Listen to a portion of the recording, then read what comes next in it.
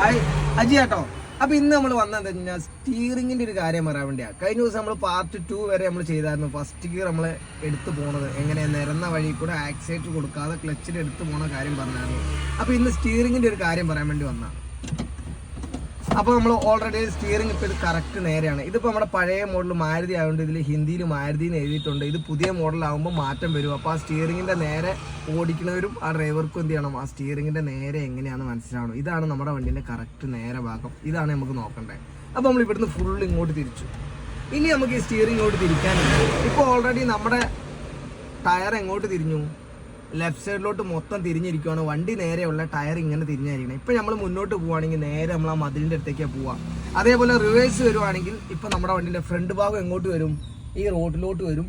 Back ഭാഗം എങ്ങോട്ട് പോകും, ലെഫ്റ്റ് സൈഡിലോട്ട് അങ്ങോട്ട് പോകും. ഓക്കെ, അപ്പോൾ ഇങ്ങനെ തിരിച്ചിരിക്കണം സ്റ്റിയറിംഗ്. ഇനി കറക്റ്റ് നമുക്ക് നേരെ ആക്കണം എന്നുണ്ടെങ്കിൽ ഈ മാരുതി നമ്മൾ എന്ത് ചെയ്യണം, നേരെ ഇവിടെ വരുമ്പോൾ നമ്മൾ എന്ത് ചെയ്യണം, മനസ്സിൽ 1 ഇപ്പൊ 2.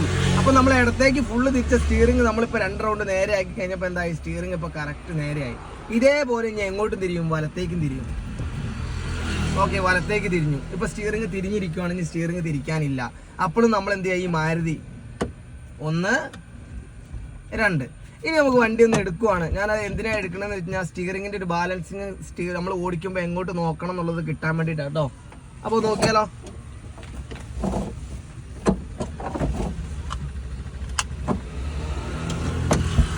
അപ്പോൾ വണ്ടി സ്റ്റാർട്ടാക്കി, ക്ലച്ച് ഫുള്ള് ചവിട്ടി ഞാൻ ഫസ്റ്റ് ഗിയറിലിട്ടു. എനിക്കിപ്പോൾ എൻ്റെ കാല് ബ്രേക്കിലില്ല, ഹാൻഡ് ബ്രേക്ക് ഞാൻ വലിച്ചു വെച്ചിട്ടില്ല. ഇനി ഇവിടെ നമ്മൾ മുന്നോട്ട് എടുക്കാൻ പോവാണ്. അപ്പോൾ നമ്മൾ എത്ര പഠിച്ചവരാണെങ്കിലും നമ്മൾ എന്ത് ചെയ്യുക, ഈ ക്ലച്ചിലെടുക്കാൻ പഠിക്കുക. അപ്പോഴേ നമുക്ക് എന്ത് ബുദ്ധിമുട്ട് വന്നാലും നമുക്കത് നമ്മുടെ എക്സ്പീരിയൻസ് ആണ്. മനസ്സിലായില്ലേ? ഇവിടെ ആക്സിലേറ്റർ കൊടുത്തിട്ട് എനിക്ക് എടുക്കാം, ഇങ്ങനെ എടുക്കാം.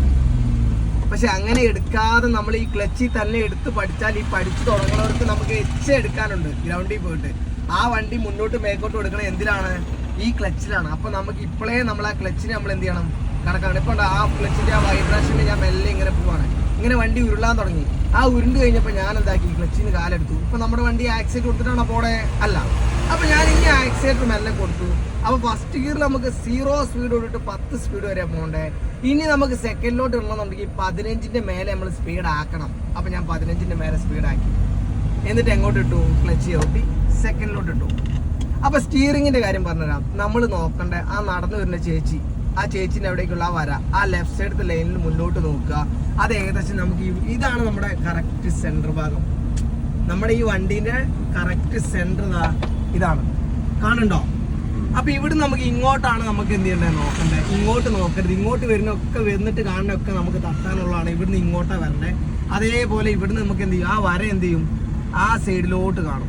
അപ്പൊ നമുക്ക് എന്ത് ചെയ്യാം, ഈ ആംഗിളിൽ കൂടെ വേണം നമുക്ക് എന്ത് ചെയ്യാൻ, നോട്ടം വരാൻ.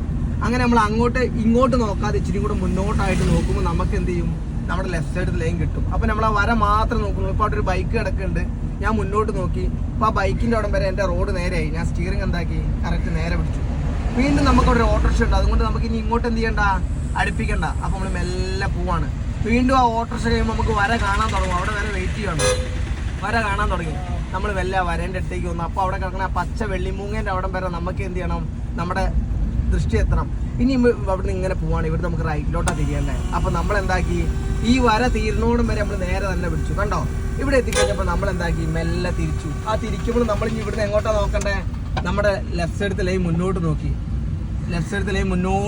നമ്മുടെ വണ്ടി റോഡിൽ എന്തായി, നേരെയായി. സ്റ്റിയറിംഗ് എന്താക്കി, കറക്റ്റ് നേരെ പിടിച്ചു. അങ്ങനെ നമ്മൾ ലെഫ്റ്റിലോട്ട് മുന്നോട്ട് നോക്കുക.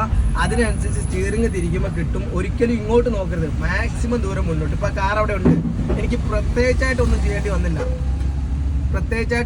വന്നില്ല. ചെറുതായിട്ട് നമ്മൾ അപ്പുറത്തുനിന്നേ കണ്ടതുകൊണ്ട് നമുക്ക് എന്തോള്ളൂ, ചെറിയ തോതിലേ ചെയ്യേണ്ടുള്ളൂ. നേരെ മറിച്ച് അത് കാണാതെ വരുവാണെങ്കിൽ നമുക്ക് എന്ത് ചെയ്യും, ബുദ്ധിമുട്ട് വരും.